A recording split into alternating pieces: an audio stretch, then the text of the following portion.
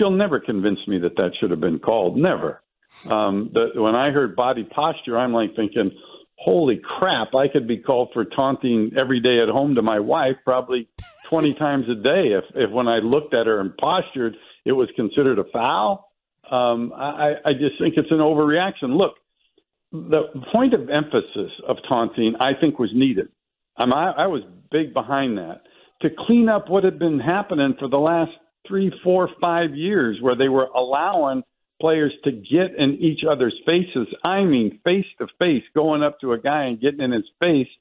That causes ill will, and that causes games to get out of hand. So I think the competition committee was right, and obviously it probably came from some teams and came from the officiating department also. I think it's right, but I think when they drew the line, they drew it way too far. I mean, way too far. I've seen it in several calls. Not that it's an epidemic. Come on, what has there been? 27 calls in the first 10 weeks or 9 weeks, whatever it was, when I got that number. But still, some of the things that are being called just don't need to be called. I mean, turn around and looking, crossing your arms and looking, and maybe there was an opponent that was in the way of where this player might have been.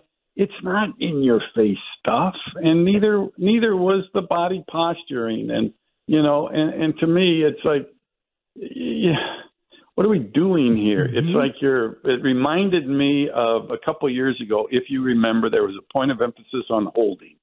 And it was, okay, we always said, holding on the backside of the play we were going to forget about. And then the competition committee said, there aren't enough holding calls being made. If it's a hold, it's a hold. It's a hold anywhere, even if it doesn't really have an effect on the play. Oh, my God, what happened? There were 10 holding calls a game.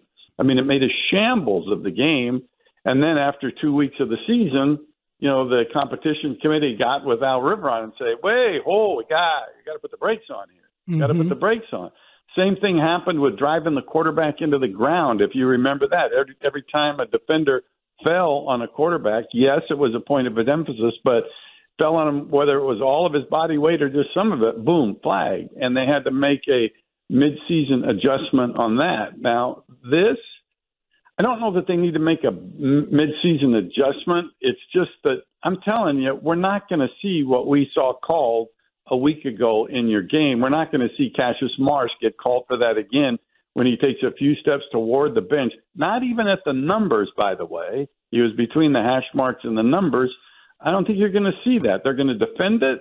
But again, I did it many times where, you said, yeah, you didn't want to defend him, but you did it just because he was yours. Well, and it's just like some of the stuff in the preseason when, you try to make a point of emphasis on something in the preseason and people would say, oh, my God, you're calling a lot of these. Are you going to let up once the season starts? And I would say, heck no. We're going to officiate this week 1 through 16 at the time.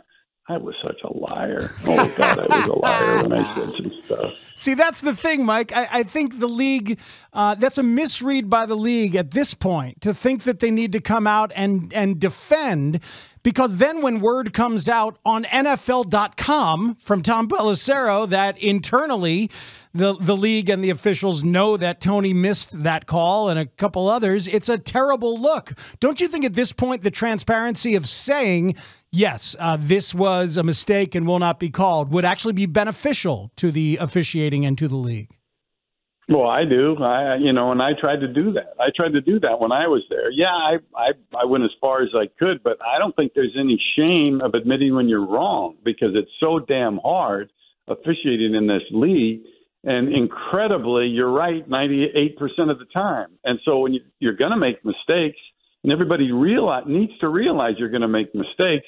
But the problem, which the league had, I think, somewhat before me, is they never admitted mistakes. And if you never admit mistakes, you lose your credibility very, very fast. And I'm not saying that that's necessarily happened here, but it kind of smells of it. You just look at, I think if you admit that you make mistakes, people appreciate it. And I think you have to be transparent when it comes to officiating anyways, because, people are so invested in the game now, whether it's your home team or whether it's your fantasy team, or more and more, whether it's the team that you bet on. I mean, the more you can be honest so that people could further understand the game, and even in this, saying, hey, we don't want that called again, because if you compare that to some of the other stuff that doesn't get called, then it throws everybody kind of into a quandary because they have no idea what is going to be called. To be called for